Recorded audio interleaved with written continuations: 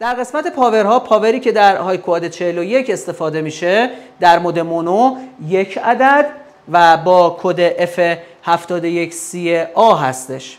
و در قسمت های HR، قسمت HRS، اون جایی که از مود ریداندانسی استفاده میکنم، از 2 عدد از این پاورها در کنار همدیگه بهره برداری میکنم. دوستان من اگر بخوام در قسمت حالا آیوباس بررسی بکنم، تو قسمت قبل توضیح براتون دادم توی سری 41 با توجه به اینکه من ماژول توسعه یا اکستنشن ماژول ندارم، در سری 41M 1 عدد، در سری HR به صورت ریداندانت 2 عدد و در HRS هم به همین ترتیب 2 عدد دارم. در بقیه قسمت هایی که میخوام کار بکنم MS و HR،